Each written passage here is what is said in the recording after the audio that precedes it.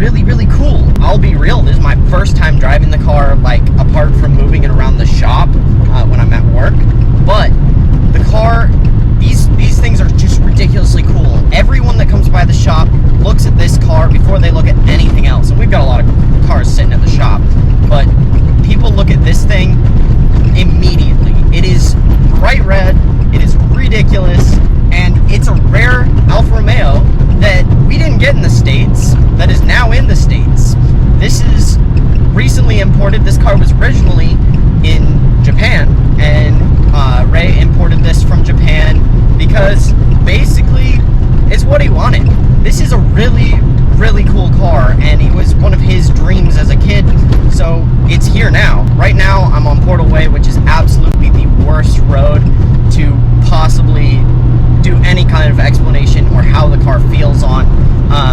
But the first few things that I can say about this car, number one, the transmission feels excellent. This is a 5-speed manual, and the shifter feels great. It's very notchy and very easy to go in and out of each gear. It's not hard to find any of the gears. There's just a little collar for reverse. So there's a nice lockout. You don't accidentally chuck it into what you would think is 6 if you have a 6-speed. Transmission feels great.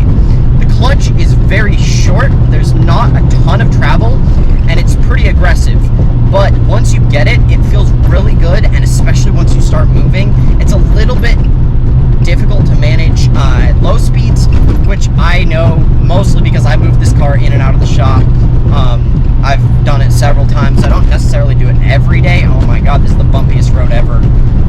Ray, don't worry, I'm going slow. The clutch is a little bit hard to manage at low speeds, but this car honestly has enough torque that you can kind of just let the clutch out and the car will just kind of move around if you're just trying to do things in little parking lots or within a shop. Not hard to move around, but the car itself, once you get it moving, that's when it really comes to life. And just basically looking at this car, it's already a cool experience to be in. I'm in this bucket seat, which is obviously not factory.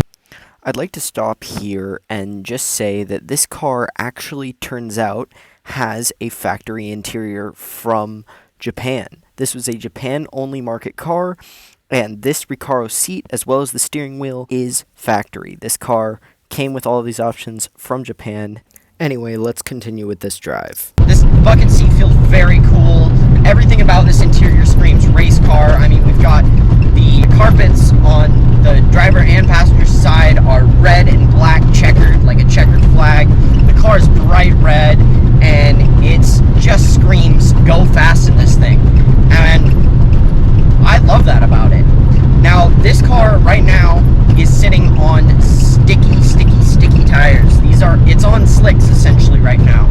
And Ray tends to do that to a lot of his cars. It's honestly kind of one of my favorite things, is he likes to chuck everything on slicks. But this car is currently on slicks, and that's why we're shooting today, is because it's not raining. And I didn't feel like completely dying in this car when I went out to film with it. And I'll be doing videos on a lot of Ray's other cars, and he always tends to import the most interesting stuff that you'd never expect. And that's what I hope to bring you guys, because this thing's ridiculous, and you already feel cooler driving around in it, knowing that you're in something that nobody else has. This was one of the first 155s that I've ever seen. I've seen several other Alfa Romeos from this era, but Alfa Romeos from the 90s just aren't around, and this one is special beyond that. But it's got a V6 in it, and it's front-wheel drive. And for a front-wheel drive vehicle, it honestly feels ridiculously planted and balanced. Now, I haven't really checked it around any corners yet. They're not quite to that part of the road. Someone just waved at me. I don't know who, but probably someone who knows Ray. Okay, I'm gonna give it a little gas here. It's not terribly fast. I will give it that. However, it is one of those cars where you can drop a gear and rip if you absolutely want to, and it'll just do it. Like, if you just want to drop a gear, we're in third right now at about $3,000. If we just want to drop a gear and go,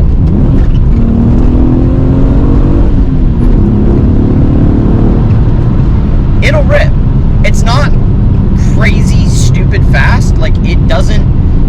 throw you back in your seat, but it's fun as hell. And Ray really says this car comes alive in the twisties just because it feels so light.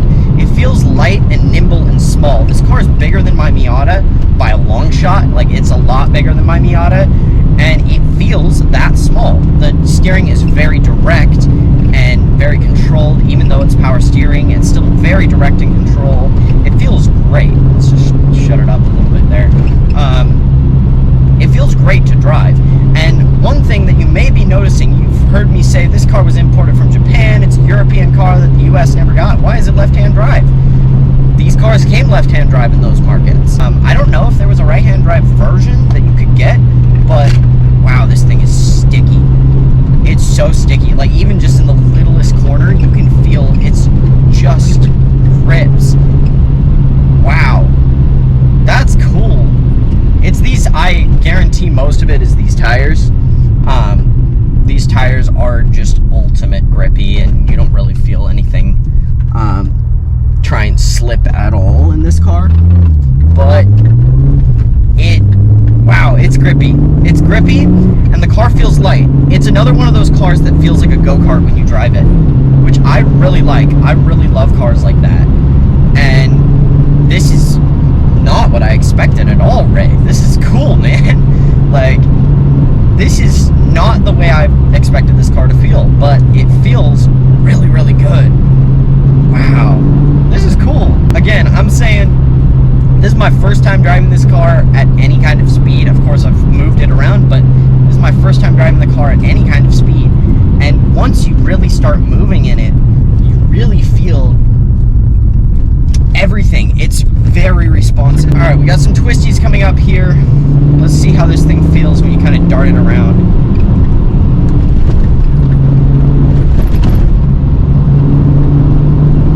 Oh, it's just so planted. It's so direct. Any little steering input you feel, and you can control the car to go exactly where you want it. But you move the wheel a little bit, and you're going to start moving in a different direction. There's no play. It's very direct. It's surprisingly pretty easy to rev match, mostly because that clutch travel is not very long. You don't have to push it very far down to have the clutch engaged, so it's pretty easy to catch it once you give it that little blip for your downshift. Surprisingly easy car to rev match. I didn't expect that at all. I just did that the first time just now, and that felt great. That was easy. I've been driving a lot of other cars lately that are a lot older than this, that are from eras like the 70s and 80s, and those cars usually you have to have a little bit more force and you have to wrestle them a little bit more, whereas this car feels surprisingly really easy to drive. It's very balanced, it's very sticky, the steering's very direct, the shifter feels great, the clutch is very responsive, but honestly pretty forgiving. Let's give it a little bit of juice here. Oh, it feels good just to rip around in. You don't even have to go that fast, and it feels great. It's kind of like a Miata in that sense. I hate to compare everything to a Miata, but that's what I drive every day. This car is like if a Miata had more power, a roof, and was front-wheel drive. This is kind of what you would expect it to feel like. But then again, when you say that, you think of like a Honda Del Sol. This feels nothing like a Del Sol. Del Sols don't feel great, but this feels like the same idea. It's very balanced, it's very grippy, yet it's front-wheel drive. It's a front-wheel drive car that you get in and you'd almost think that it was rear-wheel drive with how balanced and grippy it is. The tail doesn't want to slide at all. The front doesn't want to slide at all. You don't really have any understeer in this car. It's very just easy. It's easy to rip around and have fun in, and I love that. So we got some more twisties coming up here. We'll just give it some more beans. Oh, this thing feels so good.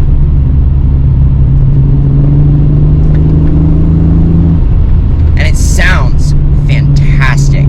I am generally not a huge fan of the way V6s sound, but this one doesn't really sound like any other V6.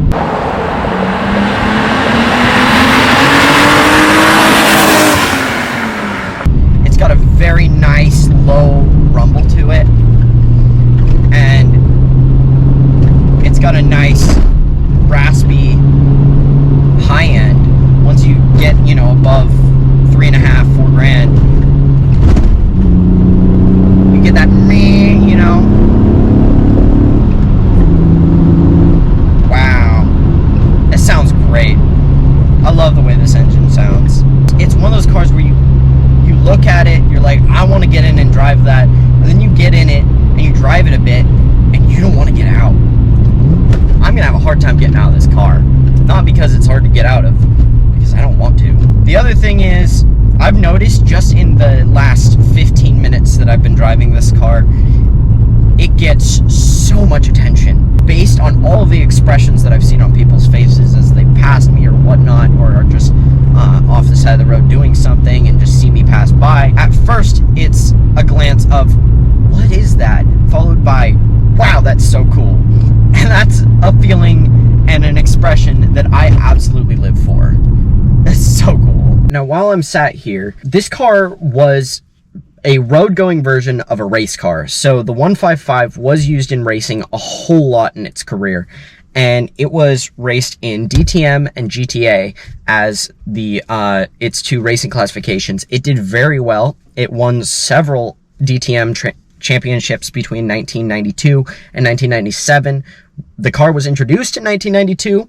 They made these 155s all the way up until 1998. Between 1992 and 97, this car was winning races. That has a lot to do with how the car feels on the road. The car feels very direct and very planted and very grippy and very balanced, which is exactly what you want out of a race car.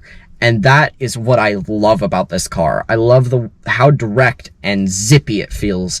And it feels a bit like a momentum car, kind of like a Miata in that sense, where you get it going and it just holds that momentum through the entire road that you're on, or I guess lap if you're on a track.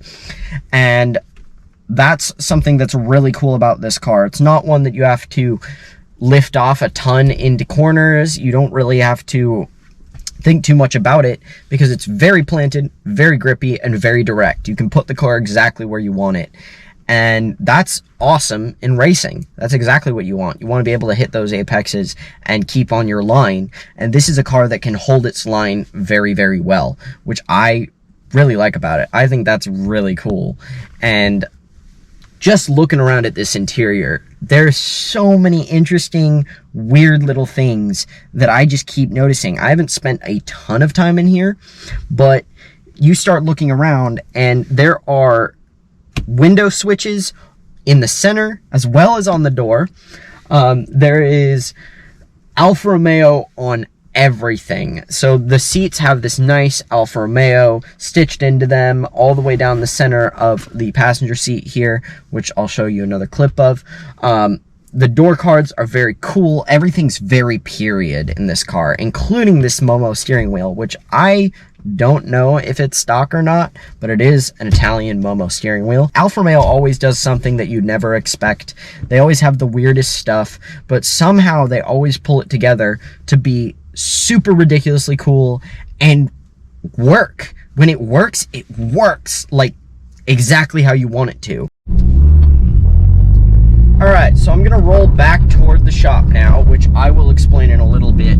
But I'm gonna roll back toward the shop and explain some of the specifications of this car. Now, this car did very well in both DTM and GTA racing classes, and the chassis of this car is actually the same chassis as the Lancia Delta Integrale, which is known in its own right as a very, very, very successful race car. It's known as basically the best hot hatchback that's ever existed. And this car was built on that chassis. After Lancia stopped producing the Delta, Alfa Romeo went to them and said, hey, can we get the rights to that chassis? You guys aren't using it anymore.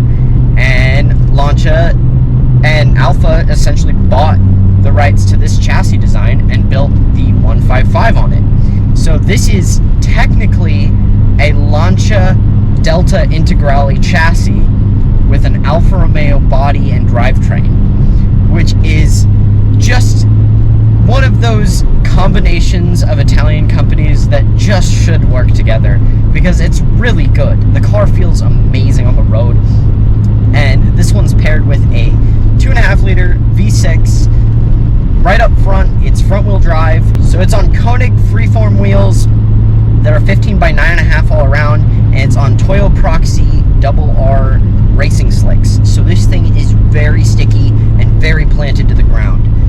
It also has coilovers that were already on the car when Ray got it. Of course, a lot of these cars that come over from Japan are already modified, so it's got a full stainless steel exhaust all the way back. That's why it sounds so amazing. And it's also on coilovers, sway bars, and it's got these wheels and tires. Now, Ray actually did the finish on these wheels himself because, of course, our business is Northwest Custom Wheel LLC, and we do wheel repair, wheel refinishes, and tire work. So, of course, that's the reasoning behind this car having such an aggressive wheel and tire setup, and it really, really changes the way this car feels. It's very sticky, very planted, and I absolutely love it, man. And I gotta say, those wheels look super good. Ray also painted his brake calipers and put the official Alfa Romeo badging on them, which looks awesome. I love the way that looks. It's so cool. And Ray's honestly just done an excellent job with this car. I love this car, man. Ray, it's gonna be hard to get me out of this thing when I'm done filming here. I'm not gonna lie, it's gonna be pretty hard to get me out of this car. I'm gonna head back up this other twisty road so that we can open her up just a little bit. I'm not gonna push it too hard. Of course, it's not my car, but we gotta get a little bit of a feel for this thing. So I know Ray will be disappointed if I come back and say I drove it like a grandpa.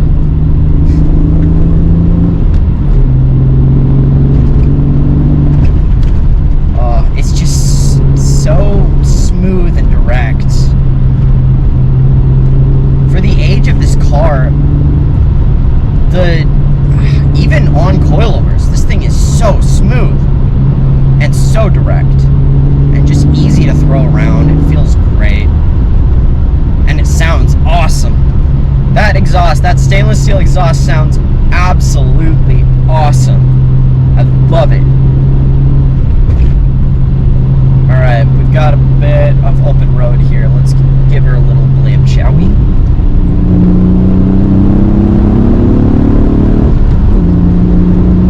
Oh, even accelerating through that corner, it's still very, very planted. It'll hold no problem. These tires are so sticky. I love that.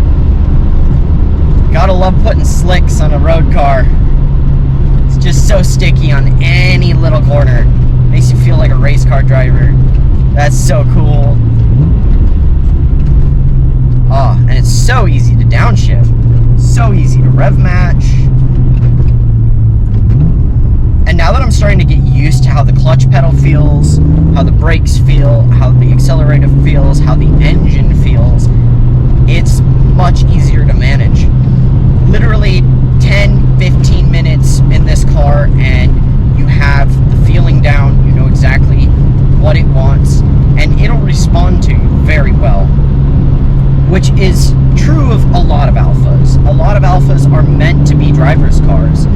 Again, they've always had that burden of reliability over them, but if people just ignored the reliability and little issues with Alfas and focused on how they drove and how they look and their whole presence, they're so cool. They drive really, really good. That's one thing about Alfa that I don't feel like gets out enough, is they really are the baby Ferrari. They drive brilliantly. They're just, you know, a cheaper, more accessible Ferrari, essentially. They kind of go in with the same intention as Ferrari does. Ferrari's always said racing first, road cars second. I feel like Alfa kind of does the same thing, which is awesome. I love that. That's something that I always love to see from a car company, is sticking to their roots and going, thank you for pulling over for me. I appreciate that. I wanted to feel how this car feels. Oh, that's fun. Wow, even just a little pull like that. And just going through the gears even, it feels nice. You can tell where each gear is. Oh, I love driving this. Alright, we're on a long straight with no one in front of us. Should we do just a little pull? Little itty bitty pull? What do you think? Third gear? Listen to that! It sounds so good. Oh. Ray, it's gonna be hard to get me out of this car, man. It's gonna be real hard to get me out of this car. You're gonna make me buy something Italian now. I know everyone in the comments is gonna be like, alright, Tucker, where's your Alfa then? If you love it so much. I'm working on it. Give me a minute. I don't know, I'm curious. Should we just chuck it in third? So that's at... That was like 3,500 to $5,000 in third. And I think that's where this engine's happy. Above $4,000, it really comes alive. Wow. And I'm just cruising along at the speed of traffic. Again, I don't know my conversion from kilometers to miles an hour, so I have absolutely no clue how fast I'm going. But I'm just kind of cruising along the same speed of traffic. Every once in a while I'll just slow down a little bit, give it some gas. And when you do that, you can kind of just rip along, no problem. But it's not like chuck you in the back of the seat fast, but it doesn't need to be. It's an Alfa. It's about how the car feels, not how fast it is. That's what people love about Alfas anyway. I'm heading back toward the shop now. This car has been an absolute blast to drive. And honestly, if you want one, Ray says he's probably thinking about selling this one, so you can probably get it from us. And if you want to get in contact with Ray about this car, or generally wheel and tire work, we do a lot of wheel and tire and customization. We can get you kind of anything you need, and I do a lot of the work there. So if you guys want to support us, check out Northwest Custom Wheel LLC. That's the shop that we work for. The owner of this car owns that shop. Be sure to check it out. We do a lot of work on a lot of wheels all week, so I'm happy to take on whatever project you want. If you want your 3-piece wheels rebuilt or something, or you want things finished in a crazy color, or you just got some curb rash that you want fixed up, I can do that. And bring it on in. We would love to have it, and this car is at the shop every day, so if you just want to come in, get your wheels fixed, and see some cool JDM cars, we're the place to do it. I'd like to thank Ray for letting me drive this car today. This has been a really cool experience, and we've been trying to put a video together with this for a while, and I'm glad we finally found the right day to do it. Weather was great today, lighting was great today, and the car was fantastic. This car is all put together. It is just a fun ripper. You can just kind of chuck it around. Yet, it's so unique.